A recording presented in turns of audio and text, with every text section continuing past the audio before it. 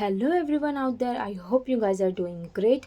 So today we are going to solve exercise of class 12 Maharashtra Board Economics chapter 9, which is foreign trade of India. Okay, and this is our last chapter as well. So it is a great feeling for me as I started from chapter 1, 2, 3, 4, 5, 6, 7, 8, 9, and now finally it's our last chapter that we are discussing here. Okay, so this was one of the best decision I have made to you know provide something for economics student, because I gained and I receive lots of love and support from all of you guys. So thank you so much for that. I am forever grateful, and you guys say me thank you for the help, and thank you for the videos and exercises, whatever you guys find it helpful. Okay, so I also want to say thank you in return for all the love, for all the support, and thank you for each and everything, guys. So this means a lot to me, especially for economics student. Okay, because this is the economics videos are my top videos, and the most subscriber I gain is from economics only. So this means a lot. So let us begin. Yeah, so as we have to come on page number 98, here we are. As you can see, we are on page number 98, and now we will go one by one. Okay, अभी तो आप लोगों को इस चीज़ की आदत हो गई होगी. You know how we follow our pattern. Okay, I will just show you and discuss. The highlighted one is our answer. Okay, so let us begin.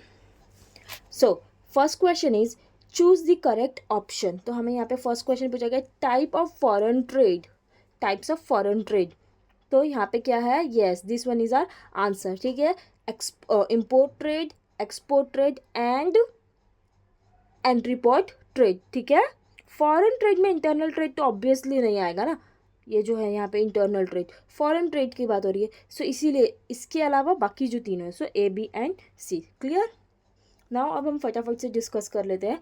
Second question is export trades of India foreign trade includes. Yes, here also this one, second A, B and C. Okay, now moving forward, last question of question number 1, which is role of foreign trade.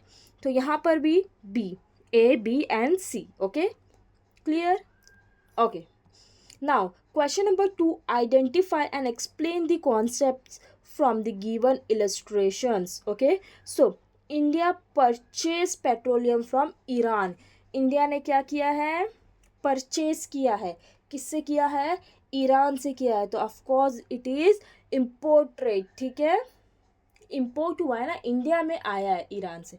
सो जैसे ही आप लोगों को दिख रहा है exact वैसे ही लिखना है. कॉन्सेप्ट इम्पोर्ट ट्रेड लिखोगे, एक्सप्लेनेशन में जितना मैंने लिखा है उतना लिख रखोगे, खुद से ऐड डाउन करना है. Great. Okay, now next one is Maharashtra purchased wheat from Punjab. तो महाराष्ट्र कहाँ है? ऑस्ट्रेलिया में. एंड पंजाब कहाँ है? जापान में. राइट? नहीं ना. सो महाराष्ट्र भी है इंडिया में एंड पंजाब भी है इंडिया में. तो हमारे ही कंट्री की बात हो रही है. तो ये क्या होगा? इंटरनल, आपस में ही हुई है ना चीज़ें.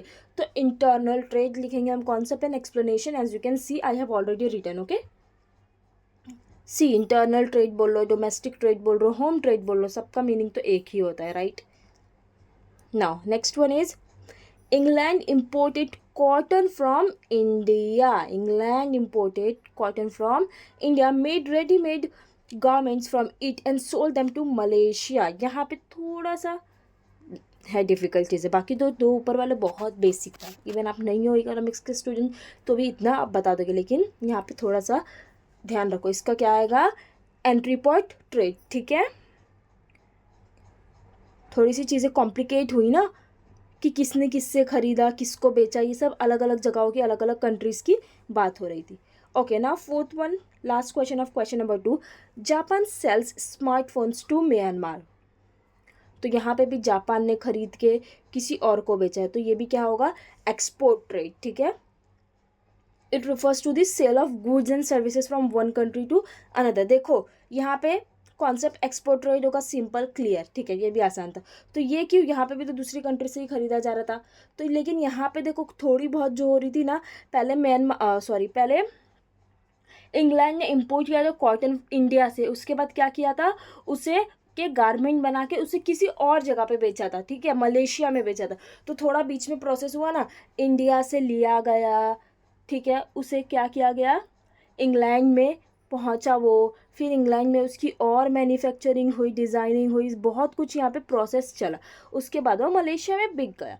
तो जो प्रोसेस हुआ तो यहाँ पे हम इसे कहेंगे एंट्रीपोर्ट ट्रेड, ठीक है, कुछ चीज़ें हो रही है, ठीक है, अगर उस कंट्री में जाके, तो ये एंट्रीपोर्ट ट्रेड। लेकिन यहाँ पे डायरेक्टली क्या हुआ, जापान ने क्या किया, स्मार्टफोन्स म्यांमार को बेच दिया, export trade, as simple as that, okay. जहाँ पे थोड़े बहुत प्रोसेस होगा तो वो हो जाएगी एंट्रीपोर्ट ट्रेड, ठीक है।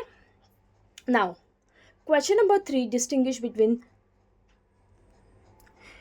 Internal trade and international trade. So इसका कंटेंट या फिर हम कह सकते हैं कॉन्टेक्स्ट कुछ अच्छी तरह से ज़्यादा एक्सप्लेन नहीं किया गया था, ठीक है, टेक्स्ट बुक में कोई कंटेंट ही नहीं है, तो इसलिए मैंने आप लोगों के लिए ऐसे लिख रखा। प्लीज़ टेक अ स्क्रीनशॉट और if you are writing please note it down. This is our answer for question number 3, first question which is internal trade and international trade.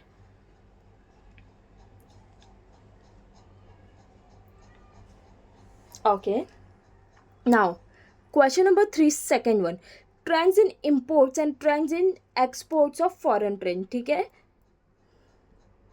So इसका आंसर मैंने लिख रखा है, कहाँ पे मिलेगा हमें, पेज नंबर 96 एंड 97 पे, ठीक है। So let us come on page number 96 first. हमारा क्वेश्चन क्या था, याद है ना, trends in import and trend in export.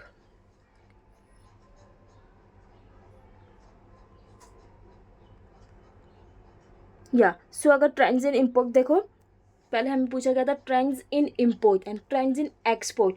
तो पहले ट्रेंड्स इन इम्पोर्ट में हम ये लिख देंगे, पॉइंट्स हमारे यहाँ पे दिख गया है ना, ट्रेंड्स इन इम्पोर्ट, और ज़्यादा हाईलाइट करने की ज़रूरत नहीं आई गेस। तो यहाँ पे पेट्रोलियम फर्स्ट पॉइंट, गोल्ड, ठीक है, फर्टिलाइजर्स, आयरन एंड स्टील, ठीक है, ओके। ये 4 पॉइंट्स हमें मिल गए ट्रेंड्स इन इम्पोर्ट के। अब हमें क्या देखना है, ट्रेंड्स इन एक्सपोर्ट्स।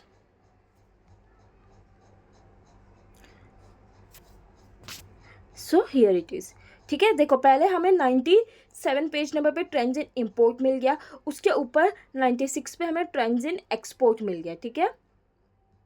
यहाँ पे हर जगह फॉरेन ट्रेंड की बात हो रही है, हमें फॉरेन ट्रेंड्स का ही पूछा गया था, इम्पोर्ट एंड एक्सपोर्ट, ठीक है।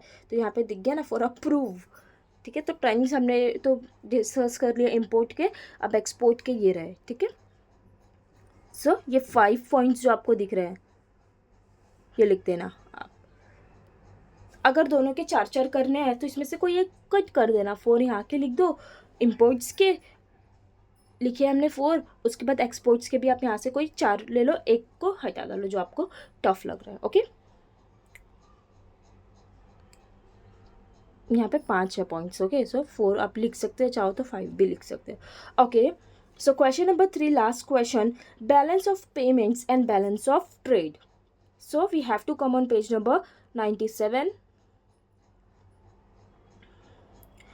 Balance of payment.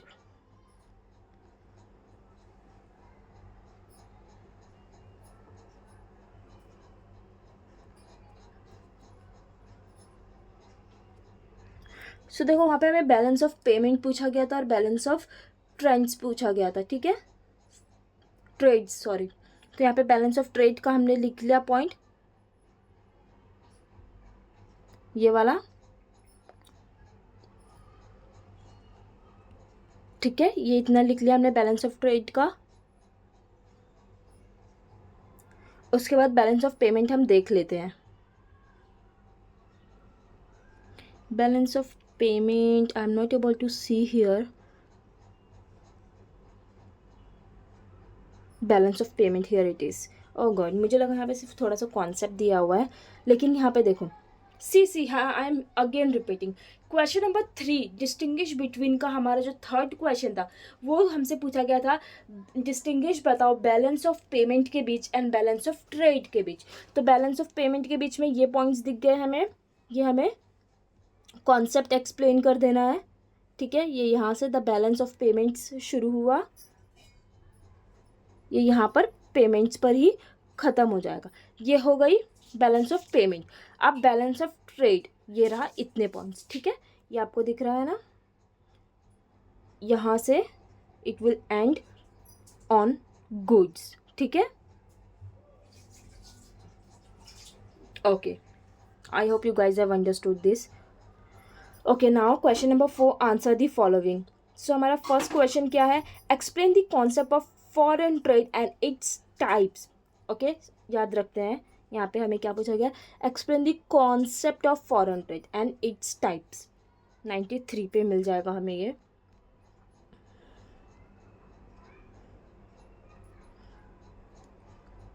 या यहाँ पे देखो मैंने रेड मार्क कर रखा है, थैंक गॉड, वरना बाकी की तरह यहाँ पे भी कन्फ्यूजन होता. ये यहाँ से शुरू हो रहा है, रेड मार्क को मैं एक बार ब्लू भी कर देती हूँ.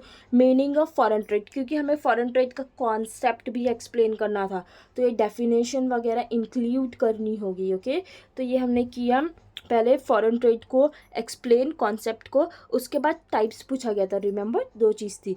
तो टाइप्स है ये फॉरेन ट्रेड का. ठीक है, और ये यहाँ पे कहाँ पे एंड होगा? यहाँ पर. ये रेड मार्क से शुरू हो रहा है और ये वाले रेड मार्क पे ख़त्म. Okay, see again. Okay, meaning से शुरू हुआ था और ये यहाँ पे प्रोसेसिंग दैम पे ख़त्म हो जाएगा. अब हम फिर से आ जाते हैं हमारे क्वेश्चन नंबर 4 के सेकंड क्वेश्चन की तरफ. Explain any 4 features of composition of India's foreign trade. ठीक है, सो अगेन यहाँ पे थोड़ा सा एक बार और रीड आउट कर लेना अच्छा होता है. So explain any 4 features of composition of India's foreign trade. ठीक है, कोई भी हमें 4 फीचर्स बताने इंडियाज फॉरेन ट्रेड के, जिसका आंसर हमें मिलेगा पेज नंबर 94 पे.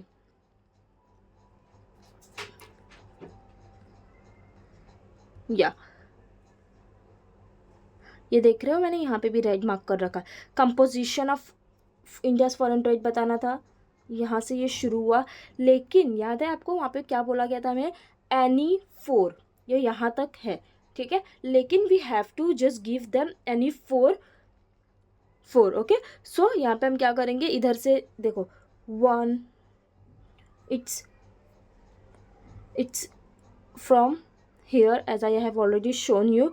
कंपोजिशन से ये शुरू होगा, अच्छे से तरह से लिखना है. उसके बाद इट्स आर फर्स्ट पॉइंट, ये है first point, second point, third point, and then this one is fourth point, and then fifth point.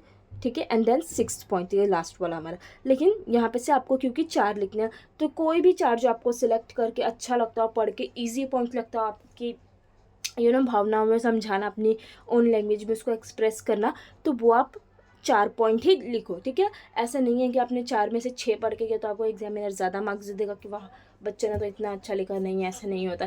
पहले मैं ऐसा बहुत करती थी गाइस, बचपन में मेरे, लाइक बचपन में, आप लोगों की उम्र में. ठीक है, तो क्योंकि मुझे ऐसा लगता था कि मैं जितना ज़्यादा लिखूँ मुझे बहुत अच्छा मार्क्स मिलेगा. मेरे सारे फ्रेंड्स लोगों का एग्जाम हो जाता था एंड मैं एंड मोमेंट तक लिखती रहती थी. Okay, and then I thought कि मतलब जितना बड़ा होता जाएगा वो उतना अच्छा लगेगा, मेरे मार्क्स कटने की कोई रीज़न ही नहीं मिलेगा. बट देन आई रियलाइज़ कि ये बहुत बड़ी मेरी बेवकूफ़ी थी, क्योंकि मेरा पूरा टाइम एनर्जी चला जाता था. एंड काफ़ी टाइम ऐसा होता था कि आगे के क्वेश्चन के लिए मार्क्स से, मतलब आगे के क्वेश्चन के लिए टाइम ही नहीं मिलता था, उसे जल्दी जल्दी में कैसे भी लिखना पड़ता था. तो ऐसा मत करना. ठीक है, ऐसा नहीं है कि ज़्यादा मार्क्स या फुल मार्क्स मिल जाएगा. आपसे जितना पूछा गया है, सपोज़ मुझसे ना ऐसा पूछा जाता था कि व्हाट इज़ इकोनॉमिक्स, तो मैं उसमें कुछ ज़्यादा ही चीज़ें इंक्लूड कर देती थी. ठीक है, इकोनॉमिक्स का मुझे 2 मार्क्स के लिए पूछा, तो मुझे 2 मार्क्स के लिए ही लिखना चाहिए ना. बट मैंने 10-15 definition, like I am just giving you example, आपको 10-15 डेफिनेशन तो नहीं लिखना है मैंने, लेकिन मैं 2 मार्क्स के लिए उसमें मैंने डेफिनेशन लिख दिया, टाइप्स लिख दिया. ठीक है, एंड उसके बाद जो एक्चुअल उसका कंटेंट है वो लिख दिया, तो 2 मार्क्स ही मिलेगा ना, मुझे कौन सा 10 मार्क्स मिलने वाला है उस पर. तो ऐसा मत करना. ठीक है, 4 ही पढ़ लो. Okay,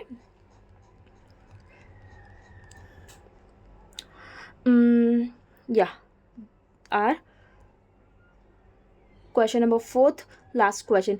explain the trends in India's import. ठीक है, 97 पे मिल जाएगा हमें. ओह, यहीं पे है ये तो. सी, ये यही है, ये वाला राइट मार्क. ठीक है, इम्पोर्ट ही पूछा गया था ट्रेंड्स में, तो यही हमारा आंसर होगा, जो red mark to red mark. ठीक है, पेट्रोलियम फर्स्ट पॉइंट से आयरन एंड स्टील पे ख़त्म हो जाएगा ये. Okay okay, now question number 5, state the reason whether you agree or disagree with the following statements. Okay, so देख लेते हैं हमारा first question. During British rule indigenous handicrafts suffered a severe blow. ठीक है, ये हमारा फर्स्ट क्वेश्चन है. तो फिर आप क्या डिसएग्री करते हो या अग्री करते हो?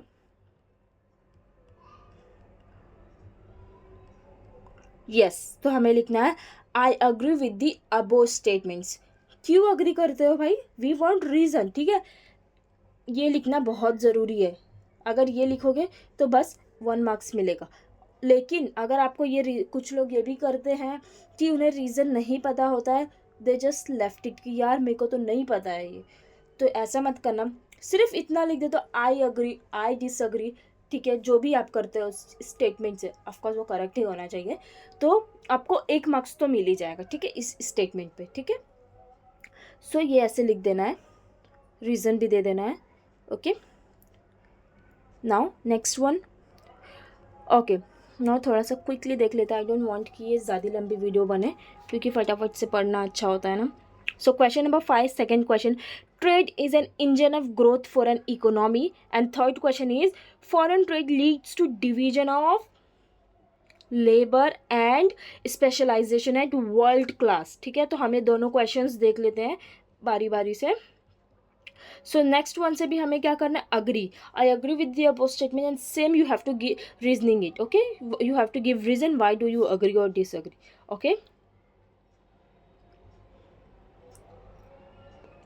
सी जहाँ पे भी आपको ऐसा लगे कि ये बहुत ज़्यादा हो रहा है पॉइंट्स, तो आपको किसी से आर्ग्यू नहीं करना है कि क्यों इतना बड़ा आंसर दिया हमें. नहीं, अगर आपको लगता है कि वो जस्टिफाइड नहीं है 2 मार्क्स के लिए, 4 मार्क्स के लिए, तो 1-2 पॉइंट्स कट कर दो. ठीक है, अपने हिसाब से. वो ऑप्शंस दिया जाता है. देखो, जो भी बड़ा आपको आंसर बताता है ना, वो इसलिए होता है ताकि जिस बच्चे को जो पॉइंट आसान लगे वो पढ़ता जाए. अब आपके लिए कुछ चीज़ आसान हो गई, लेकिन वही पॉइंट बहुत कॉम्प्लिकेटेड लगेगा किसी को, तो उस मार्क्स के लिए बस ऐसा नहीं करना है कि पढ़ते ही जा रहा है जिसने जितना भी दिया है. ठीक है, उसको जस्टिफाइड लगना चाहिए आपको कि भाई मैं 2 मार्क्स के लिए 4 पॉइंट ही लिखूंगा लास्ट वाला में, 10 पॉइंट नहीं लिख सकता. ठीक है, इस तरह से. ओके, नाउ नेक्स्ट वाला जो हमारा क्वेश्चन था ना, स्पेशलाइजेशन एट वर्ल्ड क्लास वाला, तो उसका भी क्या करना है हमें? Agree with the above statement. तीनों से हमें क्या करना है? अग्री करना है. Okay, now question number 6. Observe the following table and answer the given questions below. India's of direct import, direction of India's import. Percentage दिया है हमें यहाँ पे भी परसेंटेज, लेकिन यहाँ पे ईयर्स चेंज है. ठीक है, कंट्रीज एंड ऑर्गेनाइजेशन. तो हमारा फर्स्ट क्वेश्चन हमसे क्या पूछा गया है? Which organisation has the least share in the direction of India's import in 2015 to 16. Okay, तो लीस्ट शेयर बताना है. Okay, now next question is which organisation has maximum share. देखो यहाँ पे ये चीज़ें ही ध्यान रखनी है. लीस्ट, यहाँ पे क्या पूछा गया? मैक्सिमम शेयर और ईयर 1990 से 1991 में. एंड थर्ड क्वेश्चन आप लोगों को मैं रीड आउट करके बता रही हूँ, इसके बाद हम डायरेक्टली आंसर्स देखते जाएंगे. मैंने आप लोगों के लिए नोट डाउन कर रखा. ठीक है, expand the abbreviations of OECD and OPEC. Now last one, state your opinion regarding a direction of India's import. Okay, so यहाँ पे 4 questions हैं. 5 है. Fifth one, how much the percentage of increase in the imports of developing nation in 2015 to 2016 as compared to 1990 to 1991. So हम बिना किसी time pass के फटाफट से मैं आप लोगों को स्क्रीन पे दिखाते जाऊंगी and you have to keep noting it down. Okay, देखो मैंने कितने अच्छे से आप लोगों के लिए लिख रखा है एक साथ ही. Okay, Eastern Europe has the least. याद है ना, मैंने कहा था लीस्ट याद रखना. तो ईस्टर्न यूरोप जो है उसके पास लीस्ट शेयर थे. ठीक है, उसके बाद मैंने कहा था मैक्सिमम याद रखना. तो maximum share OECD has a maximum share. ठीक है, सो 5 क्वेश्चंस हमने डिस्कस किया था जो अभी, उसके ये है सोल्यूशन. और अब हमारा इकोनॉमिक्स का लास्ट क्वेश्चन नंबर जो है, क्वेश्चन नंबर 7, वो ही बचा हुआ है. उसके बाद एक चैप्टर क्लोज और ये सब्जेक्ट भी. Okay, question number 7, answer in detail. Explain the meaning and role of foreign trade. Again हम थोड़ा सा एक बार और इसको हाईलाइट कर देते हैं। Explain the meaning, okay, meaning and role of foreign trade. तो 2 चीज़ पूछी गई है। सो ये इसका आंसर हमें कहाँ मिलेगा, पेज नंबर 93 पर मिलेगा। और अब हम आ चुके हैं पेज नंबर 93 पर। So here it is, meaning of foreign trade पूछा गया था, हम ये मीनिंग बता देंगे उसे, डेफिनेशन भी हम इंक्लूड कर देंगे। अब उसके बाद टाइप्स बिल्कुल भी नहीं, इसे हम करेंगे कट, जैसे ये हमें दिखा ही नहीं। और हम आएंगे नीचे की तरफ। अगेन देखो, यहाँ पे मैंने येलो मार्क कर रखा है, yellow highlighted I mean. Role of foreign trade, 2 चीज़ पूछी गई थी, दोनों हैं यहाँ पर, ओके। ये आपने यहाँ से शुरू करके राइट जो है आप लोगों को दिख रहा, वहाँ से शुरू करके हमने यहाँ पे किया, मीनिंग एक्सप्लेन, डेफिनेशन भी दे दी है आपको भाई। उसके बाद रूल ऑफ फॉरेन ट्रेड से शुरू किया हमने, और ये हमारा एंड हो जाएगा। ये यहीं पर एंड होगा, ठीक है, यहाँ पर, ओके।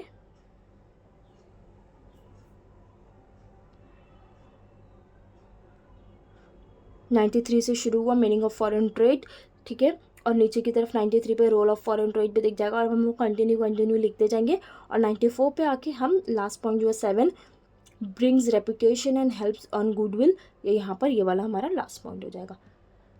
ओके गाइस, सो हमारा इस सब्जेक्ट का लास्ट क्वेश्चन जो है वो है, explain the recent trends in India import. Again, explain the recent trends in India's import, ठीक है। तो इसका आंसर हमें मिलेगा पेज नंबर 96 पर।